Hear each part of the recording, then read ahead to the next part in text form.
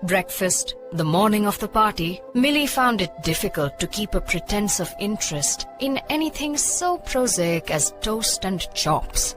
She plied Bob with questions. She worried him with her misgivings. She quit her seat to embrace her mother violently.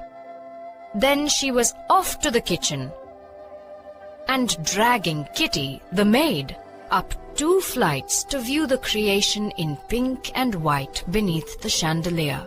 A while later, the restless Millie stood out upon the front steps, gazing up into the misty October sky in search of weather indications upon which she might base some prognostications of her own. It was then that the postman came along and with a polite greeting handed her the morning mail, quite a batch of it. She slowly turned into the house, glancing over the circulars and letters, and in a manner assorting them. There was a letter to her mother from her Aunt Jane. She knew the stiff, formal handwriting, mailed from the distant town in which her Aunt Mildred lay sick. A dread that for the moment made her feel faint took possession of Millie. She crept into the quiet parlor and sat there undisturbed, staring at the outside of her Aunt Jane's letter. Her fingers seemed to feel for the annoyance which that sealed envelope might cover. Her eyes seemed to penetrate and unveil the threat against her longed-for and looked-for pleasure. What difference would a day make? She turned and turned the letter about. What difference could a day make? None whatever, as Millie counted days. Yet she could feel her heart thump with guilty excitement as she slipped the letter into her pocket. She then went on upstairs and laid the mail in the usual place upon the sitting-room table, glad that her mother was not there at the moment to unmask her shame-faced consciousness. It was a hateful occurrence that threw a damper upon her joy. During the school hours, the letter concealed in her pocket seemed like a live thing, a reptile, a slimy thing. When her hand accidentally encountered it, she almost made up her mind to deliver it to her mother when she returned at 3 o'clock. Oh, but the merry time ahead! What chatter! Like the twittering sparrows among the russet leaves as the girls walked home beneath the trees. What breathless chatter of gowns, of hair ornaments, of slippers and fluttering ribbons. But Millie knew there was nothing that would compare with the pink and white cloud floating beneath the chandelier in her room. All her eagerness returned, and nothing marred it, not even the sight of her mother's face, perplexed with an uneasy sadness. Bob was distinctly proud of his pretty sister when she stood outside for household inspection that night, but he would have considered it an unpardonable weakness to say so. You'll do, Millie. Rub some of the paint off your cheeks. Oh, what a joke! Kitty, the maid, howled at the humor of it. You'll be after her to take the sparkle out of her shining eyes next, Mr. Bob. Go away with ye. Millie, in a joyous state, turned into a show window robot, while the gentle mother enveloped her in a fleecy white cape, brought to light for the occasion from the relic trunk. There have been thousands of parties exactly like that one, but no one could have made Millie believe so. What applause at her recitation! What side-splitting laughter over the charades! What a hush of appreciation over the beautiful tableaus! And then the attentions of the college boys, the compliments, the mountains of ice creams, the islands of sponge cakes, the running river of lemonade. Millie's excitement held her all the way home. Clinging to Bob's arm, her little nervous steps kept a dancing pace to his unthinking stride. It followed her to her very pillow. But there, before she closed her eyes, a lull came upon her senses. The joy all melted out of her soul, and the vision of a letter held sway in her dreams all through the night. There was nothing haphazard in the fact that Millie stationed herself upon the front steps the following morning. She was pale. Something had, as Bob would have said, rubbed the paint off her cheeks, and that same something had taken the sparkle out of her eyes and left in its stead a dull anxiety. She was waiting for the postman. When he handed her the scanty mail, she added to the pile the letter in her pocket and carried it directly to her mother, who sat at the sitting room table, bending over some sewing. Millie did not withdraw, but stood there, watching at a little distance. Somehow, she was not startled when the letter trembled in her mother's hand, when the tears gathered and fell upon the fluttering sheets. "What is it, Mother?" asked Millie. In a dry voice that did not sound to her like her own, she darted forward and with an encircling arm drew her mother's head against her throbbing heart. "What is it, Mother dear? What makes you cry?" "Your Aunt Mildred cannot recover. The doctors have given her up. I am going. I must go to her," rising with agitation and clasping Millie closely. अभी इसी story को हम सुनते हैं हिंदी में। बहुत प्यारी story है। हर फर्स्ट पार्टी, एक लड़की की फर्स्ट पार्टी होती है, तो उसका वर्णन यहाँ पे काटे चौपेन ने किया गया है। तो चलिए उसी को देखते। बहुत ब्यूटीफुल, बहुत सुंदर लड़की है। वो थोड़ी बेचैन से, उदास सी लग रही है। जब वो ब्रेकफास्ट अपने मम्मी पापा के साथ ले रही थी, तभी मिली जो है, ये लड़की का नाम है, और वो उसका खाने में बिल्कुल ही ध्यान नहीं था। और वो सारी चीज़ों को एकदम लाइटली ले रही थी। उसे जैसे कि हम लोग टोस्ट वगैरह खाते हैं तो हम कैसे अजीब सा लगता है, हमें बहुत अच्छा नहीं लगता है। तो कुछ वो अपने क्वेश्चंस पूछती है, और क्वेश्चन के कारण वो भी मतलब वो भी थोड़ा सा टेंशन में आ जाता है। वो जो भाई है वो भी, फिर वो उठती है और मम्मी को गले लगाती है। वो भी थोड़ा सा वायलेंटली गले लगा लेती है, और फिर जाके वो जो किचन में जो उसकी मेड होती है, मतलब सर्वेंट होती है, उसके साथ वो बातें करना शुरू कर देती है। उसका हाथ पकड़ती है। उसका मेड का नाम किटी है। तो उस किटी को वो लेके वो अपने जहाँ पे उसने अपना ड्रेस रखा है वहाँ पे लेके आती है। तो वो ड्रेस जो है, ये पिंक वाइट ऐसे बहुत मस्त कॉम्बिनेशन में ड्रेस है जो उसे बहुत पसंद है। बाद में वो हमेशा की उसकी जो फेवरेट प्लेस है, जो फ्रंट स्टेप होती है, वहाँ पे आके वो खड़ी हो जाती है, किसी का इंतज़ार कर रही जाए। जैसे कि वो पेड़ पे देखती है, वो वेदर को महसूस करती है। ये अक्टूबर का बहुत अच्छा सा वेदर है। बर्ड जैसे कि फ्लाई कर रहे हैं आकाश में, आप देख सकते हैं। इतना प्योर, इतना सुंदर, इतना अच्छा वेदर होते हैं। और आप देख सकते हैं कि अरे भाई, पोस्टमैन अंकल भी आ चुके हैं। तो पोस्टमैन अंकल आए हैं, इसका मतलब कुछ ना कुछ अब वो देंगे। तो उन्होंने सबसे पहले वेरी पोलाइटली गुड मॉर्निंग ऐसे बोला, और बाद में जो डॉक्यूमेंट्स उन्हें मतलब लेटर्स होंगे, मेल्स होंगे, तो वो उसे दे दिए। देने के बाद वो घर की तरफ स्लोली जा रही है, और हाथ में जितने भी वो एनवलप्स आए हैं वो चेक कर रही है कि किसने किसको भेजे। उसमें से एक एनवलप वो उठा लेती है, निकाल लेती है, और वो होता है उसकी आंट जैन ने लिखा होता है। तो उसे वो पता है कि अब ये मम्मी के लिए लेटर है। तो ये आंटी क्या बोल रही है, आंटी जो मलरेड है वो अभी भी बिस्तर पे ही पड़ी है, अभी ही बीमार है। ये सुनने के बाद तो उसे और भी दुख लगता है कि अरे बाप रे, मेरी पार्टी इतने नज़दीक आ रही है, मुझे तो पार्टी के लिए वो ड्रेस भी पहनना है।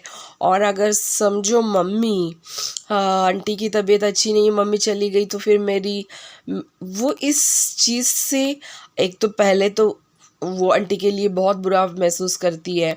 जो जैन आंट ने लिख के भेजा है, अब उनको मदद की, सहारे की बहुत ज़रूरत है। तो उसे बहुत बुरा लगता है। वो क्या कर सकती है, ये एनवलप मम्मी को दे के नहीं दे। तभी उसके दिमाग में एक आइडिया आता है कि एक काम करती हूँ ना, उससे बेटर है ये एनवलप मैं अभी छुपा लेती हूँ। चिट्ठी मम्मी को अब देने का टाइम नहीं है।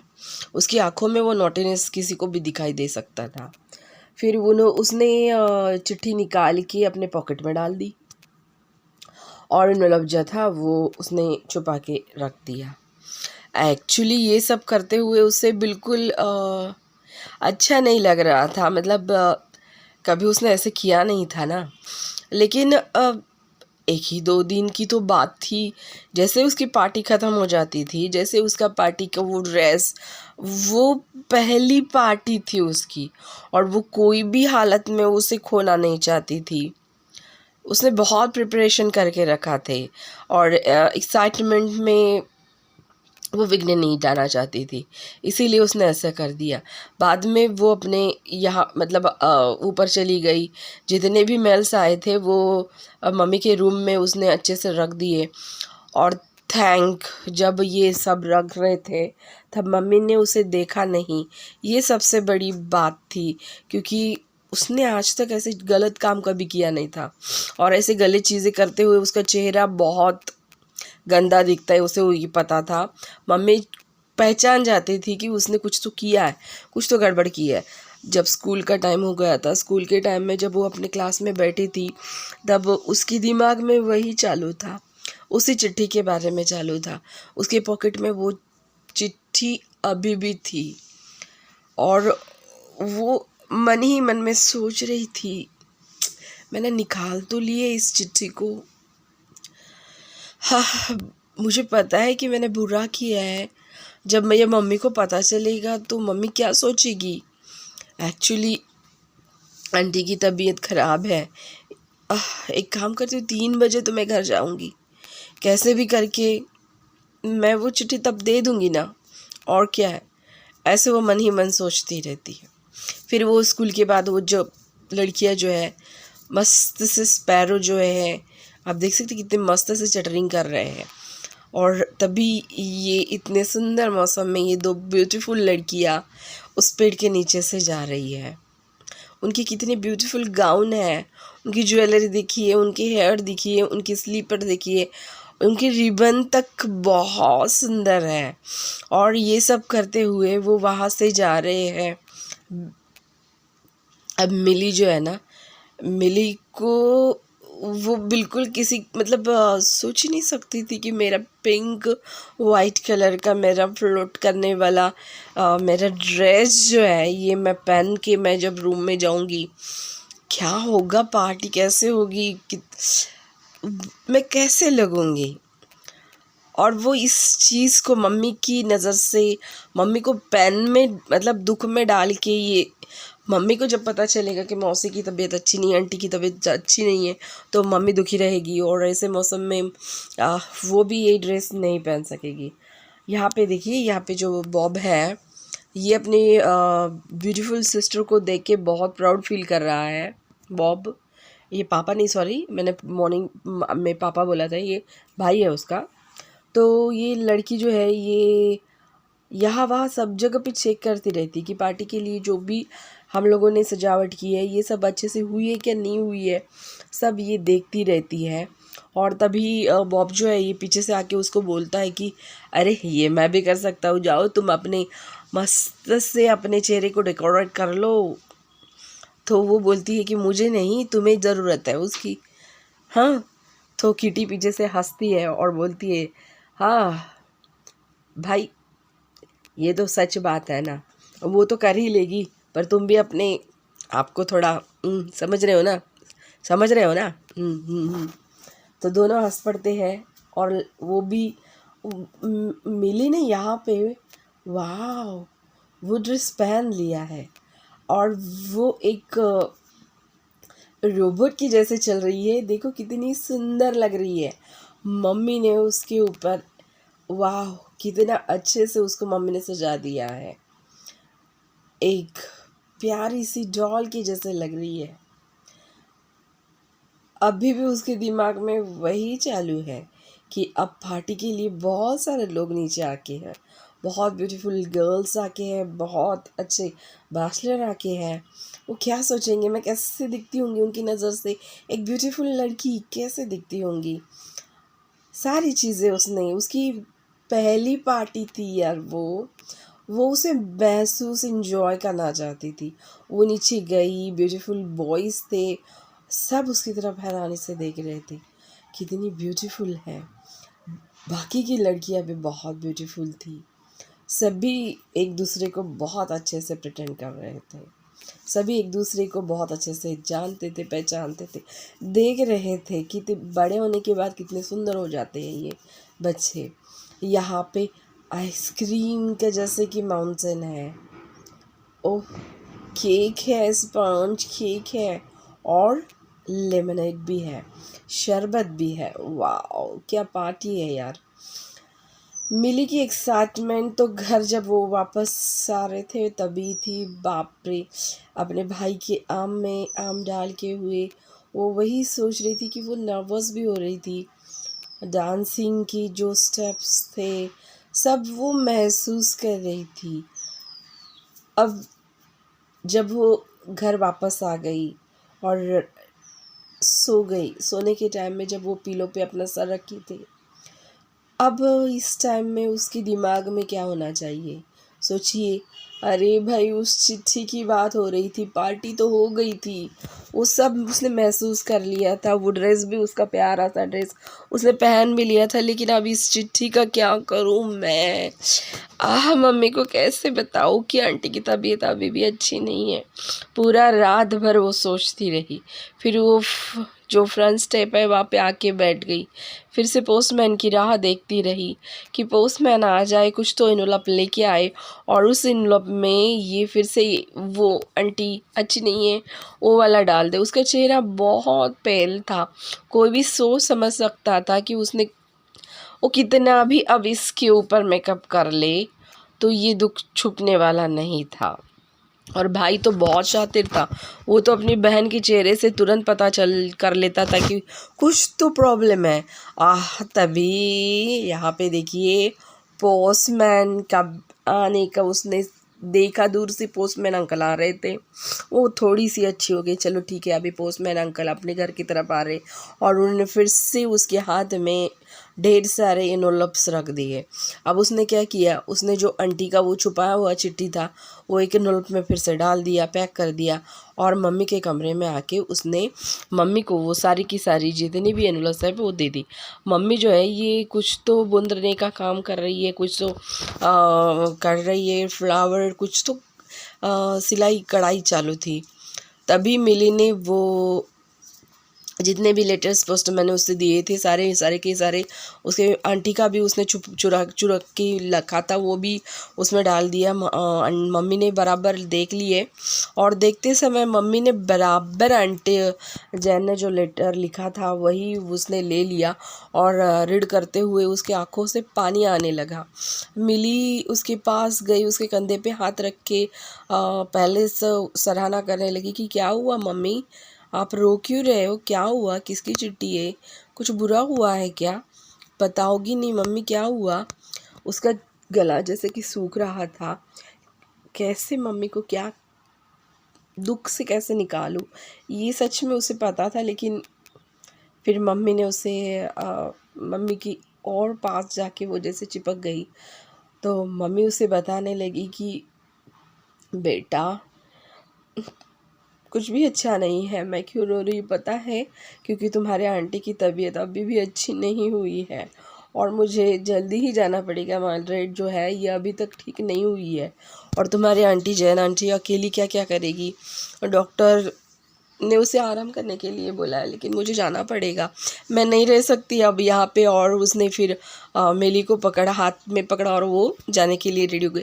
मैंने आपको बताया था ना, मिली ने इसीलिए इनकी चिट्ठी छुपा के रखी थी, क्योंकि उसे पता था कि पार्टी होने के बाद दे दूँगी करके। तो भाई मैंने भी मेरी ये कहानी पूरी कर दी। आप भी मुझे सब्सक्राइब कीजिए, शेयर कीजिए, कॉमेंट कीजिए, और ऐसे ही देखते रहिए ब्यूटीफुल वीडियोज़ को।